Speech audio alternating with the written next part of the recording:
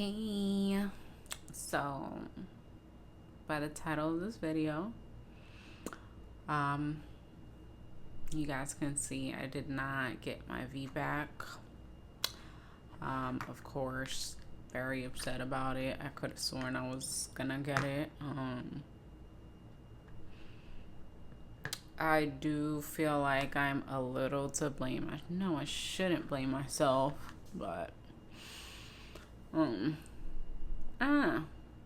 I still think that there are some stuff I could have maybe have done better. Just one thing. I guess I should just say I should just start just say my whole birth story. And everything that happened, that transpired, that didn't allow me to get the VBAC. So let me see. So I have to go through some dates here, okay?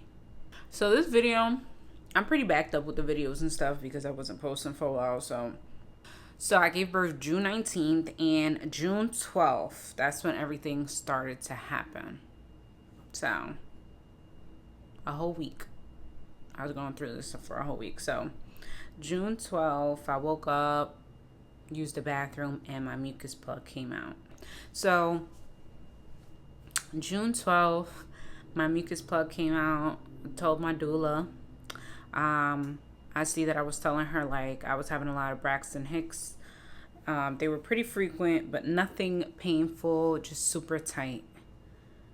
And then after that, you're gonna see me looking at the phone a lot because I was pretty much telling my doula everything that was happening, and that's how I'm able to tell you guys right now. So then that same day, I was having a lot of brown discharge, and I was asking her if that's normal because if you guys seen my other video where I talk about me having a VBAC and stuff like that, I did mention, or I'm pretty sure I did mention it, because I think I said my birth story with my son. But I'm still a little concerned at the same time. So I was having brown discharge all day. That day after my mucus plug came out. And I know brown isn't usually a cause of concern, but I did tell my doula just because I didn't know how long that should last. But she said, cervix is softening and getting ready for labor. And then she said it can happen off and on some days before you go into labor. So then she asked me if I was getting any contractions. And I didn't really know, if I was getting contractions or not. But I was, experiencing, it felt like Braxton Hicks, but, this discomfort, where you would get your cramps and stuff. And then I'll get back pain and thigh pain as well. So it's it was feeling like a soreness. I didn't want to say it was painful, but it was sore. So it was very erratic. I started to just start counting them just to make sure this wasn't a real thing. It would come 9 minutes, and then 6 minutes, and then 18 minutes, and then 13 minutes. So it wasn't anything that was consistent or anything like that. So it just kept coming, and the soreness feeling in my back, on my thighs, and stuff like that.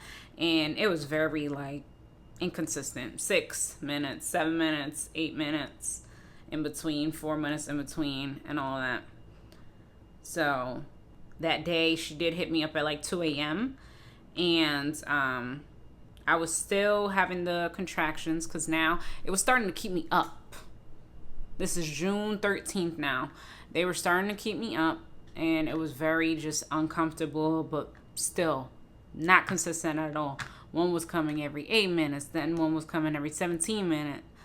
Then the next one came in 17 minutes, the next one came in 9 minutes, and I was still having a brown discharge. She did tell me to take a warm bath, and it may help. So then the next morning, I see some pink discharge, and she said, and I took a picture, sent it to her. She said it looked like a bloody show, and asked me if I was still having contractions. I said it was yes, but not still not consistent. And they were lasting about like 35 seconds. And then I was not able to like really sleep at night because it was just very bothersome. So then she just kept asking me like how far apart. I'm glad I was texting her through it, because if it wasn't for this, I could not remember. Everything is like a blur now. So they were getting so uncomfortable, like to the point that I had to squeeze Dee's hand, because they were like very uncomfortable. I would just close my eyes and squeeze. And then I had my prenatal appointment, and I did let them do a cervical check, and I was still closed, but I was very soft. And it was kind of disappointing to hear that I was closed, but ladies, let me tell y'all, it doesn't matter if you're closed. You can still go into labor that same day if you're closed or not.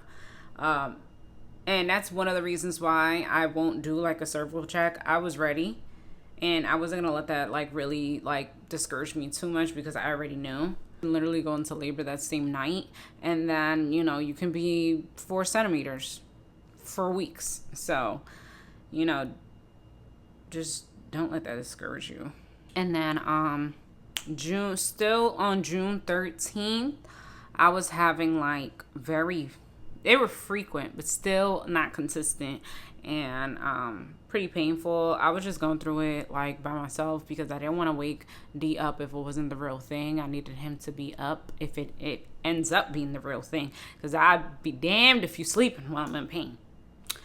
So when I went on the 13th, so my cervix was soft, no dilation, and she recommended I do a membrane sweep the next appointment. I told her no, this appointment, because I didn't know too much about membrane sweeps, and I didn't want them. I don't need y'all doing too much up in there, because I was trying to get my VBAC. So of course they told me once I reach 41 weeks, I will have to get induced and all that shit. And I was hoping that I didn't even get up to there. So that was my 39-week appointment. So she was saying, like I had to, my 40 week, I should do a membrane sweep, and like 41 weeks, if I still didn't go into labor, I'm gonna have to get induced and stuff. And I did not want to get induced. So my doula was just saying like the stuff I was going through, the prodromal, I believe that's what it's called, prodromal labor, which is like false labor, but I was having the contraction, so I just found out that that's a thing. So that's what I was going through. So at this point, it was getting so uncomfortable at night and just like painful. Like one night I was like, I cannot do this. Like I did not sleep. I started just to not sleep starting like June 14th, like the day after losing my mucus plug. I was just, the next night, I was just not sleeping. Like it hurt so bad. My sister was just up with me, and I was just up, and like I had work the next day, and I could not sleep, and it was just like, it was painful, and I was done. Like mentally, I was done. I was like, yo, I don't know how I'm gonna be able to do this. I went in the shower. I was just crying. Like, why is this not the real thing right now? What the fuck? They were starting to last longer, but still not consistent. Like they were lasting for a minute long of pain. It's a long time. So, it was still like one will come 11 minutes, then the next one 11 minutes, then the next one 20, then the next one 8, then the next one 11. That actually all happened on the 13th. So on the 13th in the morning, I lost my mucus plug. Then that night, I was going through it. So then June 14th in the morning, they started to space out. It wasn't that bad. And then I was having I was having like pink discharge. It was sometimes watery as well. And then I actually had to call out of work that day. Yeah. So the 14th, I called out because I was so tired. Like when I tell you I did not sleep, I was not sleeping. Like I did not sleep that night. So I just ended up calling out of work. I couldn't do it. I was still having like pink discharge, and just like mucus still coming out. And then I just tried to sleep that day that I called out. That was the most that I was doing. So then it was Father's Day, and I could have sworn Father's Day this baby was coming, but no, did not. So that day, Saturday, they were more spaced out. I was still getting them. But they weren't that bad. And then I was pretty much good for the weekend. And I was just like, oh, yeah, this shit is not happening. My sister actually came because she was going to stay like 2 weeks. My sister and my mother. They came on the 14th. Because my mom was like, oh, no, this is it. You're giving birth this weekend. And, everybody thought I was going to give birth that weekend. And I did not. The days were just passing by. I was at the barbecue, miserable. I was literally just sitting down, not talking to anybody. Like, everybody, I was actually so mad too because it was hot. I was by the pool, just sitting down, so miserable, son. And luckily the contractions wasn't that bad, but they were like coming, but they weren't that frequent. So this is now my second day going through freaking contractions that were not consistent at all. So then I started just doing, like, my sister started making me do things to induce my labor. And she was like, hell no, this baby is coming out. So I did a lot of curb walking, and I was doing a lot of like yoga ball exercises, like figure eights, bouncing on the ball. I did the mile circuit, and still nothing. So then Monday, June 17th came around. And I was thinking about doing the pumping. The doctor recommended that I do pumping, but I was scared because I heard that the contractions actually get they're like more intense when you pump. So I was gonna leave that like when I couldn't take it anymore. So I was thinking about doing the pumping. I'm like, I might do that. I don't know. I was so uncomfortable. I couldn't even think about sex though. And I know that induces it, but I was in pain. Like, I'm not thinking about sex. I'm not getting wet. Like, and basically what I did, I literally YouTubed video, moves that will induce labor. And I literally went through every single video and did all of those. So that Monday, June 17th, that's all I did. My sister was not playing with me. She had me do the mile circuit and then just all the videos that we could find that can induce labor. And then I did make a drink with raspberry tea, the raspberry leaf tea, cranberry juice, and pineapple juice. And I drank like 2 big cups of that that night. I went to sleep, and then so then now it's Tuesday, June 18th, and I was still having like mucus with blood coming out. Like, ever since my mucus plug came out the 13th, I've been having like spotting, mucus, and like nonstop, pretty much every single time I wiped, pretty much. So now this is the 5th day of me going through this. 5 days now. So since the 13th, and now it's the 18th. During the weekend wasn't that bad.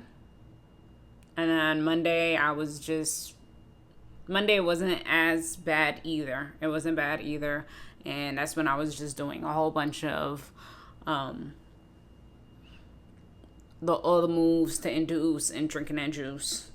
So then Tuesday, June 18th came. So mucus with blood. And then so then now I was having like a lot of pressure in my rectum, accompanied by low back pain. I was still able to talk through it, and I heard that if you can talk through it, then it's not that painful. So I was like, just another night. But so I still went into work. My day just was like, you need to not go into work. I'm like, I'm working until the very last drop because I wanted to spend all the time that I could with my baby. So I'm like, nah, I'm going into work, and they actually started to get like more frequent. Frequent. So basically it was like so I actually have a screenshot. It was coming, one will come 2 minutes, and then 4 minutes, and then 3 minutes, and then 2 minutes, and then 3 minutes, and then 6 minutes. So it was coming way more frequent than it was before, because it would be like 20, 11, 8. And now I was having like pressure in my rectum. I wasn't feeling that before. And then it started at 7 a.m. Yeah, so that was like an hour before I had to go into work. That's when they started coming in, 7 a.m. And yeah, so I was still having like the pink discharge. It's still that same day. And then I couldn't take it anymore. Like, I tried to work through it, but I couldn't that day. I was just like, yeah, I'm not doing that. Like, I would get some phone calls at work, and it was just, I couldn't do it. So I told my manager, I'm like, yo, I'm having contractions. I'm going to see if I could work through it. She was just telling me, like, Natalie, if you can't work through it, like, don't. And I'm like, I'll let you know. But I couldn't work through it. I let her know, like, hey, I can't do this. So, yeah, I called out of work, I left, and I tried to rest. And so my sister seen me, and she was like, you know what, you can just go to the hospital and have them check you. If they ain't saying nothing, then just go home. And at this point, it was painful. It wasn't like every 2 minutes, but it was coming on every like 2 minutes, 3 minutes, it did not go past 5 minutes without me having a contraction. So I was like, yo, this shit is painful. I cannot do this anymore. And that morning, I also drank that pineapple juice as well with the cranberry and raspberry leaf tea. So Tuesday, June 18th, I went to the hospital, and they said that they're going to watch me for a bit. I was sitting there in triage for mad long. It was about like 1:58, and I told my doula I was here. And I was going through some painful contractions. It was so uncomfortable because they had the, what is the shit called? Like the fetal monitor on my stomach. And I was just so uncomfortable. Like, I couldn't move because they didn't have like a wireless one. So they had me there for like, I don't know, it felt like 3 hours. I could be exaggerating, but I was there for a while. Asked them if I could change position. Asked them if I could just stand. Like, I was so uncomfortable. I was trying to just go into a lot of positions, but the baby monitor, the fetal monitor kept like coming off. So they were like, oh, you can't stand, can't do this. And I was just over it. And then, standing, I felt the most relief, but they said it kept coming off, so I had to sit down. And then sitting up was more relief, but then it was coming off like that, and they said I had to sit back. So then, after a while, I felt like something like gush out of me, and it was like brown, but I still like felt like some fluid coming out. So I told D to look at it, and he took like a video or whatever. And I'm like, whoa, what the hell? So then finally a gynecologist came. He came in and checked me, and bitch, I was still motherfucking closed. But he said that my water broke with meconium, so they were going to keep me. And that was at 3 p.m. Tuesday, June 18th. I told my doula, and he said I was soft. And then my contractions was still the same, sporadic, but still under 5 minutes. And then that was the last text I sent my doula at 3 p.m. Then they sent me over to the labor and delivery room, and I was just sitting there freaking going through it. God bless this nurse. Oh my God, I was so mad because I probably got to the labor and delivery like around like maybe like 4 o'clock. And the nurse that I had, oh my God, I loved her so freaking much. She was so good to me. She had me doing like 2 moves from, what is that called? Spinning babies. She had me do like 2 moves from spinning babies to help me like open up and dilate and stuff like that. And my sister came and she was like, "Where's your doula?" The last thing I told my doula was that they were going to keep me, and that my contractions were sporadic, but still under 5 minutes. Nothing was past 5 minutes, and it was very painful. And that was at 3. So then when my sister came, she got off of work at 4:30. So that means she probably would have came at like 4:45. She's like, where the fuck is your doula at? And I'm like, girl, I don't know. Like, I told her what I was going through. And so she texted the doula at 5:49 and let her know. And told her what was going on. So, during that time that my doula wasn't there, Dee was just trying to help me. My sister was trying to help me. The nurse was trying to help me. I did not ask for an epidural. I didn't want to do it with epidural. I wanted to do a natural. Like I said, I did not want any intervention so that I could have my VBAC. So I was, she made me do 2 positions. One was on my back, and then I was on a peanut bowl. And then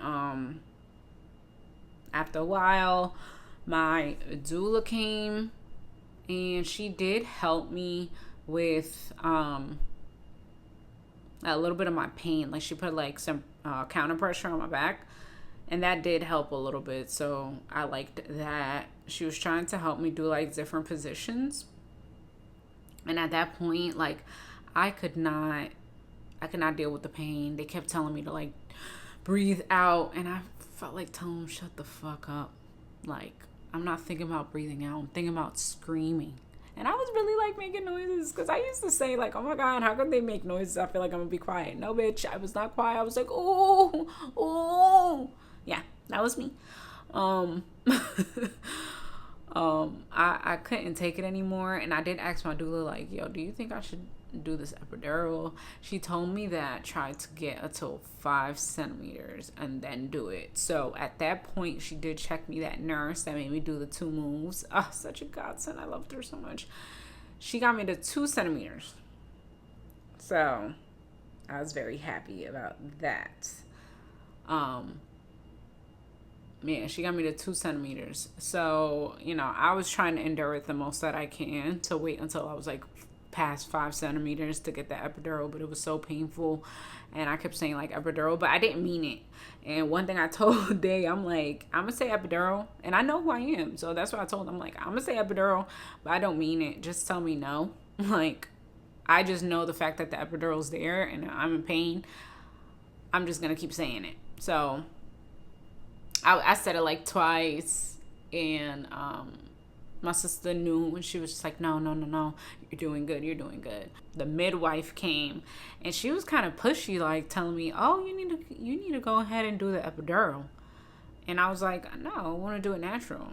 So she was just like, oh, let me know, because I mean, like, you need to do the epidural or whatever. But at one point I actually did say epidural while the nurse was in there, and I didn't know she was in there. It was just one of those times, and I was just saying like epidural. And she heard me, so she was like, okay, let's get her epidural. She was not going to say no to a screaming pregnant woman going through her contractions. So, she went and got it. Meanwhile, oh my God, my waters, it had meconium, so it was so like nasty because it was just brown, and the waters was just like coming down crazy. I would stand, and it was just like, so I ended up getting the epidural. When she checked me after the epidural, I was 5 centimeters, and I'm like, fuck, I wish I would have just waited. I could have just waited 1 more centimeter, but oh my gosh, like, I've been going through it for a week. Like, it was the 18th at that day, and since my mucus plug came out on the 13th, I was going through hell. So I was just, I was so tired. Like, I was so tired to the point, like, my contractions was coming back to back, and everybody was like, oh my gosh, like, she's not getting a break. They would want me to try and do something in between the break of the contractions, but I was not getting a break. Like, it was coming back to back to back. They didn't even know what to do because they were like, whoa, like, it's coming crazy. And I also heard that your them saying that your contractions are stronger after your water break. So yeah, that's what I was dealing with. Yeah, I was literally sleeping in between my 1 second rest and the epidural. Was like, I was like sleeping and I was like, oh, like I was so tired. But once I got the epidural, I was able to relax. You still feel like the pressure, and I was still able to move my legs. I thought I couldn't. And one thing I asked my doula, I said, if I get the epidural, are there moves that I can do to bring the baby down? And her answer, based on whether I was really going to do this epidural or not, she said yes. And that's one of the reasons why I was like, okay, I'm definitely doing this epidural. I can still bring down the baby. I can still do moves. So I'm not going to lie. After I got the epidural, my doula was like non-existent. Like, she was just sitting there pretty much. Like, I don't know if there was anything she could have done or what. But she was like kind of just like sitting there, not really doing much. So I ended up just going to sleep.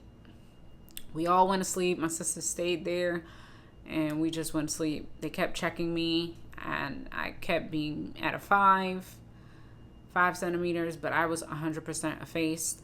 They got me hype. I'm like, oh my God, yay. But still at 5 centimeters every time they checked me, and they were checking me like every 2 hours. And then another thing that was very annoying was, now at this point, the baby only wanted me to be on my right side. So they put me on my left, heart rate will go down. They put me on my back, heart rate will go down. They put me on my right, and she would be fine.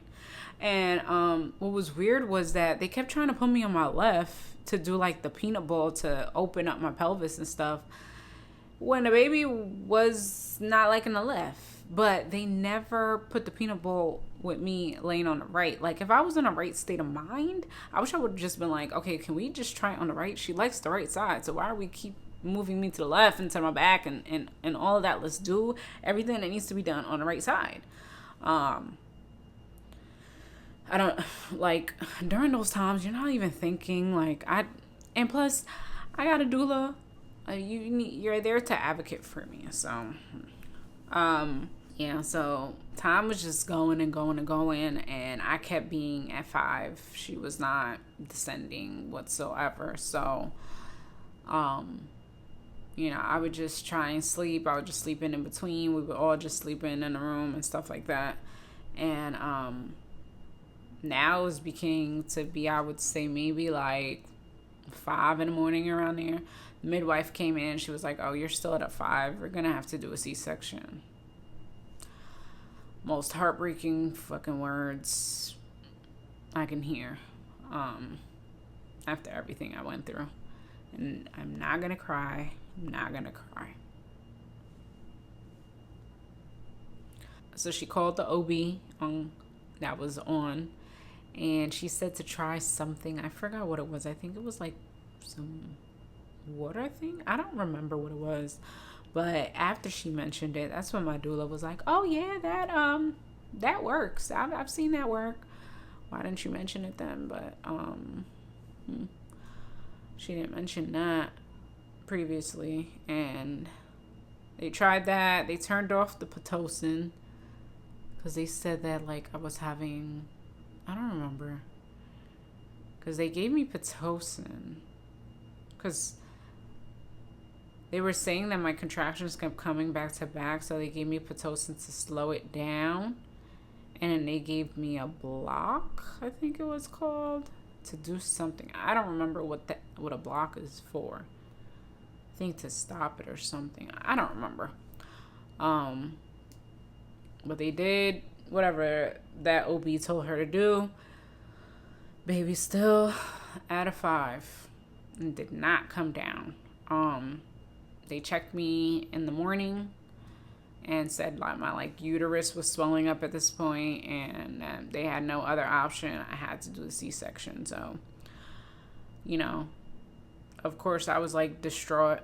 I did not want to do the C-section. I was kind of mad at myself because I should never did the epidural. I feel like I was going pretty fast for me to go from 2 and then to 5, and I did all that without the epidural. And the minute I got the epidural, everything just stopped. So I blame myself. I wish I never got the epidural. I know that I was in pain at the time, but if I would have known, it could have stopped, it really could have stalled, or I wouldn't have gotten it. So that's something now that will always be in the back of my mind. I wanted to try everything, so I wouldn't even have a doubt. But now that's one doubt. But yeah, I ended up just having a C-section. And it wasn't an emergency or anything. They even had me said I was gonna do a C-section and then put somebody else in front of me because they had an emergency. And I was 100% phased. This little girl's head came out like a cone-shaped head. She was down there. All I needed, everything was good, thinned out, all of that. All I needed was to get to 5 more centimeters, and I could have experienced a vaginal birth. So once again, no vaginal birth for me. Yeah.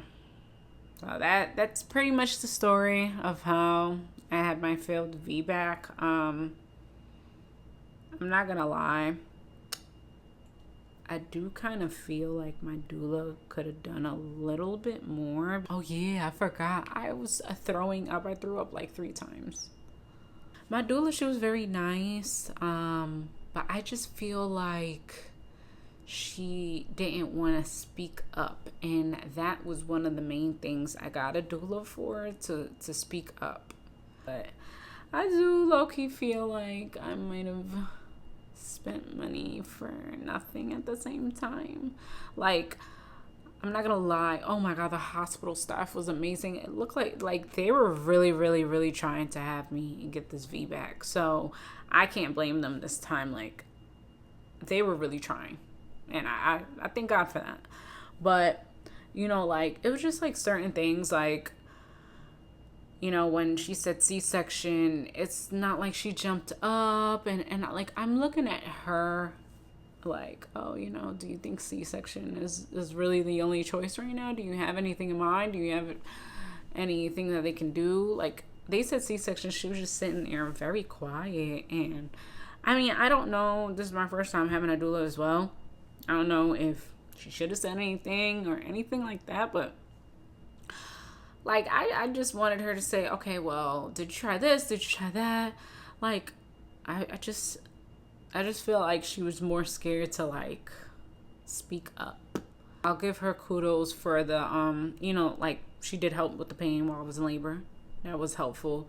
But I just feel like she could have just spoke up a little bit more. My sister was doing more speaking up and just asking, and I don't know, the main reason that I got a doula was to help me prevent having a C-section. And I know it's not her fault that I had a C-section. I'm not blaming her. I'm definitely not blaming her.